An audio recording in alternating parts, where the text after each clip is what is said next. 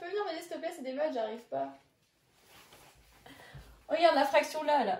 J'arrive pas à la avoir sur ma calculatrice. Ah non, non, je ne peux pas. Je suis super en retard, faut à tout prix que je monte sur Paris pour un séminaire, le patron du siège m'attend.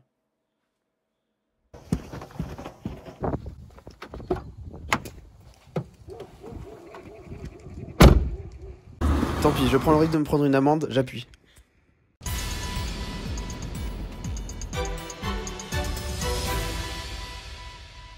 Priorité au direct. Grave accident sur la Nationale 7. On rejoint notre envoyée spéciale Lucille Lomaillé. Lucille, vous nous recevez? Oui, bonjour Lilou, je vous reçois très bien et je suis ici sur la Nationale 7 où s'est produit l'accident. L'homme qui est mort avait environ une quarantaine d'années et on estime sa vitesse à environ 170 km/h sur cette Nationale 7. Comme vous pouvez le constater juste derrière moi, il a engendré un suraccident phénoménal. Le président Emmanuel Macron devrait nous rejoindre aujourd'hui, ça peut être un atout fort de sa campagne. À défaut de vouloir gagner 10 minutes pour un meeting, il en a perdu la vie. 170 km/h. Ouais, là ça commence à faire beaucoup. Hein. En plus, une quarantaine d'années et attends, il va avoir des gosses, les pauvres. N'empêche, leur pub a fait vachement réfléchir. Des pubs vidéo? Ouais, moi je veux bien. Merci. Merci. Ah, c'est vrai, hein, le pauvre, au final pour lui, que de temps perdu à vouloir en gagner quoi. C'est ça. Et si on parlait d'un truc qui nous échappe? Le temps. Est-ce que vous trouvez ça normal que nous voulions toujours courir après? Pourquoi sommes-nous soumis à lui? Déjà, est-ce que vous avez déjà essayé de définir ce qu'est le temps sans réutiliser cette notion dans votre explication? Mais si Lilou, le temps c'est une succession d'instants qui permet de définir passé, présent, futur, non? Mais un instant, c'est une mesure de temps. Alors ça rend la définition du temps tautologique, c'est-à-dire c'est le serpent qui se mord la queue. Pour illustrer cela, nous pouvons retourner en 1582 quand le pape Grégoire XIII a décidé de supprimer 11 jours du calendrier afin de rattraper un retard accumulé sur le calendrier julien.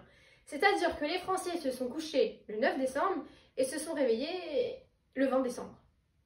Mais le temps n'est qu'une décision arbitraire. Nous pouvons remonter encore plus loin dans le temps, dans l'Antiquité. Les heures étaient complètement élastiques. En été, les journées étaient plus longues qu'en hiver car ils s'adaptent à la durée du jour. Ces exemples nous montrent bien que le temps est un outil, une convention certes importante pour le développement d'une civilisation, pour organiser la vie sociale, religieuse et économique des sociétés, mais il n'est pas réel. Sauf que si on se penche sur la question du temps en physique, ça devient vite la pagaille. Avec Isaac Newton, qui comprit le système de gravité et déclara en 1687 que le temps est absolu, constant, linéaire et partout pareil. Et c'est certainement la vision la plus répandue dans l'esprit des gens. Mais Albert Einstein est arrivé tout foutre en l'air en déterminant que le temps est relatif et qu'il dépend de deux facteurs. Premièrement, la perception. C'est la manière dont nous pouvons ressentir le temps émotionnellement parlant. Et deuxièmement, c'est l'environnement, comme par exemple le magnétisme, la vitesse de la lumière ou encore l'influence de la gravité. Car oui, plus on se rapproche d'un objet massif, comme par exemple un trou noir, plus le temps va s'écouler lentement. Et on s'est rendu compte en 2018 qu'il y avait autour de la Voie lactée une douzaine de trous noirs. Le temps relatif a de nombreuses preuves simples à comprendre pour le commun des moldus, comme le fait qu'on compense en permanence les horloges de nos satellites GPS. La position qu'ils nous donnent varierait de 10 mètres par minute à cause des effets de la relativité du temps. Alors, comme le dit Proust, les jours sont peut-être égaux pour une horloge, mais pas pour un homme. En gros, le temps de ta montre et le temps que tu ressens, c'est pas pareil. Partons du postulat que le temps, c'est une perception personnelle qui varie selon beaucoup de critères physiques. Comment ferons-nous pour vouloir gagner quelque chose d'aussi abstrait que le temps? Que veut vouloir dire gagner du temps? On peut tenter de comprendre cette expression dans les dictionnaires, comme celui du Larousse, qui nous dit que gagner du temps, c'est différer quelque chose parce qu'on n'est pas prêt à réagir. Ne pas être prêt à réagir serait du temps perdu alors? Donc pour répondre à la question que de temps perdu à vouloir gagner du temps, on va d'abord commencer par parler de l'inutilité de vouloir gagner du temps. Dans la vie quotidienne, nous aimons prendre notre temps avant d'aller au travail, avant d'aller en cours. Certaines personnes décident donc de partir plus tard et pour compenser cela, de rouler plus vite. C'est vrai que pour une majeure partie du temps, il n'y a pas de conséquences négatives, mais ce n'est pas toujours le cas. En effet, rouler plus vite et ne pas respecter le code de la route sont deux choses qui font augmenter le nombre d'accidents. Pour une personne qui veut juste gagner quelques minutes un matin et qui est à l'origine d'un accident, cela fera l'effet inverse. Le comportement de cette personne ralentira la circulation pour d'autres qui avaient décidé de partir à l'heure. De plus, par son comportement, elle mettra sa vie ainsi que celle des autres en danger.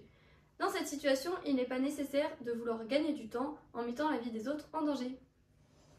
C'est même une des questions du code de la route.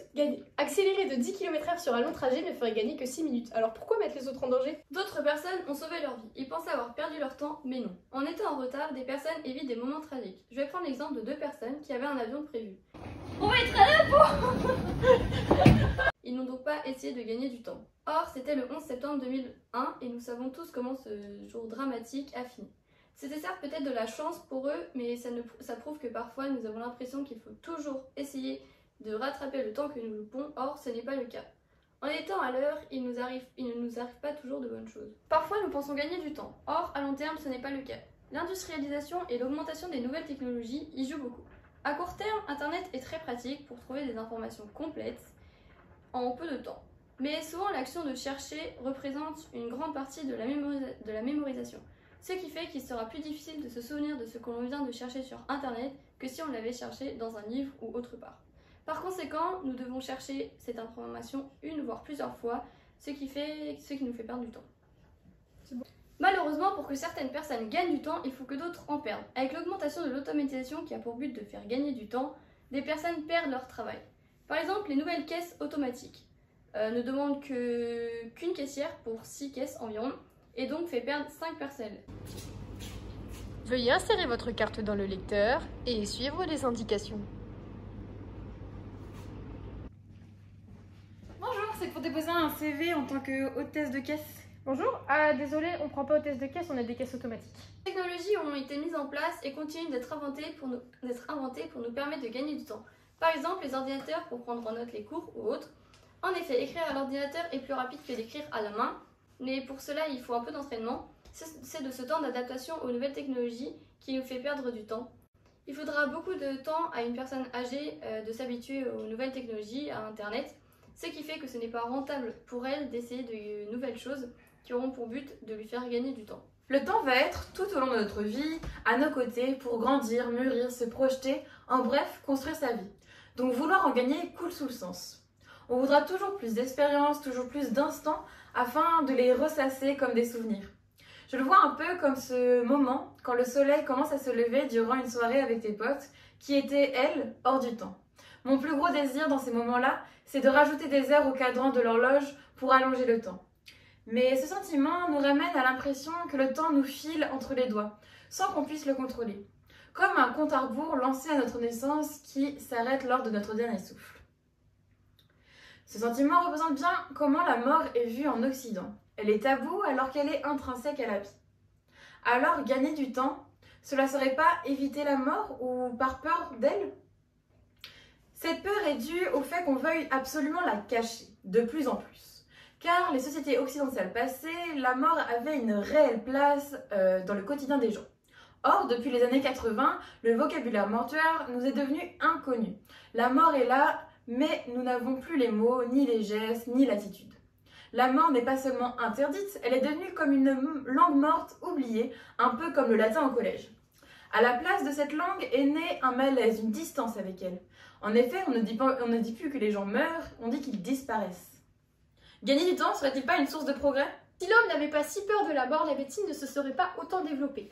C'est par exemple en voulant sauver un enfant atteint par la rage que Louis Pasteur a mis en place le premier vaccin, un processus qui est aujourd'hui mondialement utilisé. De même pour les tumeurs au cerveau, qui sont redoutables pour les chirurgiens à enlever parce qu'elles sont sans causer de dommages pour le cerveau.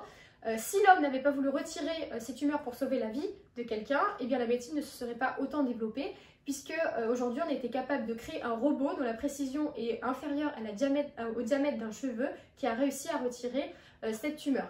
Les progrès de la médecine, on peut en citer plein d'autres, comme la découverte de la structure de l'ADN, mais aussi les greffes de foie, greffes de rein, greffes de cœur aussi, sur les hommes. Donc si l'homme n'avait pas voulu vivre plus longtemps, la médecine ne se serait pas autant développée. Certes, la robotisation fait perdre des emplois, comme nous l'avons montré précédemment avec les caisses automatiques, mais d'un autre côté, le métier d'ingénieur ne cesse de se développer pour pouvoir améliorer toujours plus les nouvelles technologies. On compte aujourd'hui une augmentation de plus de 20% du nombre d'élèves en école d'ingénieurs depuis ces 5 dernières années.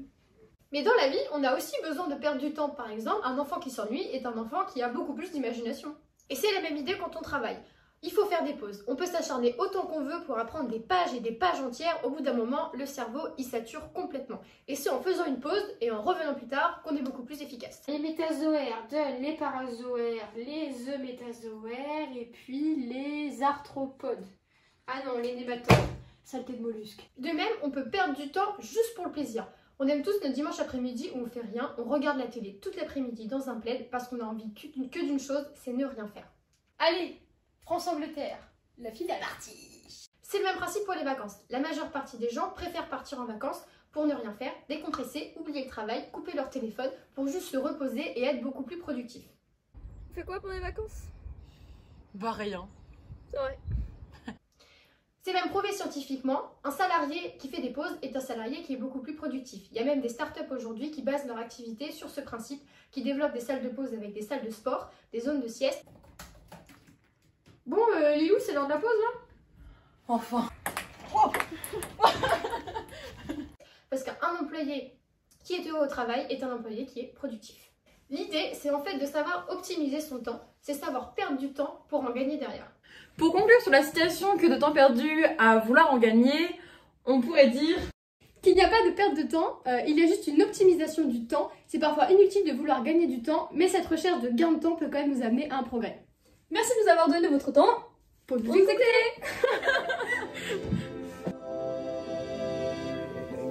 Très bien, ce serait assommant de continuer à vivre. La pire catastrophe, ce serait d'être immortel. Vous savez, qui meurt ne meurt que ceux qui ont vécu.